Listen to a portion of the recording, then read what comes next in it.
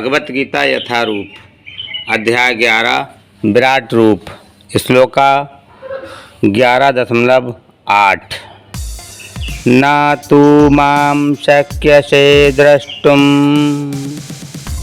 नेनैव स्वचक्षुषा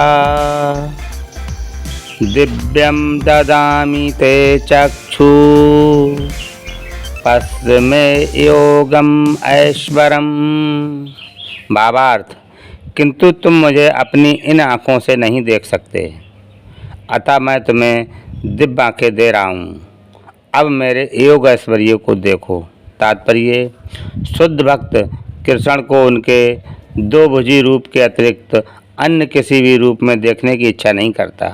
भक्त को भगवत कृपा से ही उनके विराट रूप का दर्शन दिव्य चक्षुओं नेत्रों से करना होता है, न कि मन से। कृष्ण के विराट रूप का दर्शन करने के लिए अर्जुन से कहा जाता है कि वह अपने मन को नहीं अपितु दृष्टि को बदले। कृष्ण का ये विराट रूप कोई महत्वपूर्ण नहीं है, ये बाद के श्लोकों से पता चल जाएगा।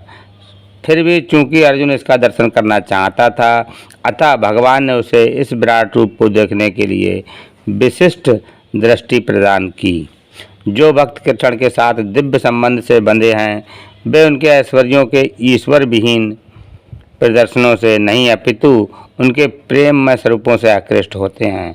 कृष्ण के बाल संगी, कृष्ण के सखा तथा कृष्ण के माता पिता ये कभी नहीं चाहते कि कृष्ण उन्हें अपने ऐश्वर्यों का प्रदर्शन कराएं। वे तो शुद्ध प्रेम में इतने निमग्न रहते हैं कि उन्हें पता ही नहीं चलता कि कृष्ण भगवान हैं। वे प्रेम के आदान प्रदान में इतने विभोर हो जाते हैं कि वे भूल जाते हैं कि श्री कृष्ण परमेश्वर हैं।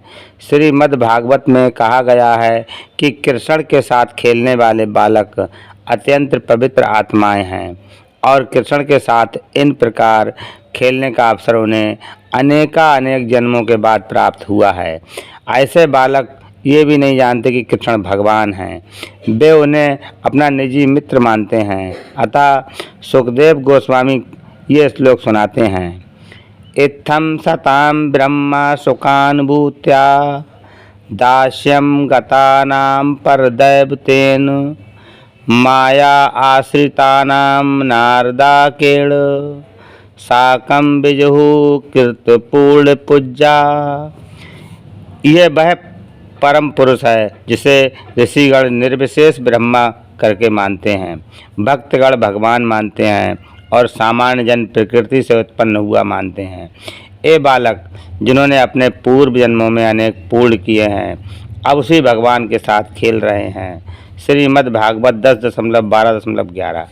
तथ्य तो यह है कि भक्त विश्व रूप को देखने का इच्छुक नहीं रहता, किंतु अर्जुन कृष्ण के कथनों की पुष्टि करने के लिए विश्व रूप का दर्शन करना चाहता था, जिससे भविष्य में लोग ये समझ सकें कि कृष्ण न केवल सैद्धांतिक या दार्शनिक रूप से अर्जुन के समक्ष प्रकट हुए, अपितु साक्षात रूप में प्रकट हुए थे। अर्जुन को इसकी पुष्टि करनी थी, क्योंकि अर्जुन से ही परंपरा पद्धति प्रारंभ होती है। जो लोग वास्तव में भगवान को समझना चाहते हैं और अर्जुन के पद चिन्हों का अनुसरण करना चाहते हैं, उन्हें ये जान लेना चाहिए कि कृष्ण न केवल सैद्धांतिक रूप में अपितु वास्तव में अर्जुन के समक्ष परमेश्वर के रूप में प्रकट हुए।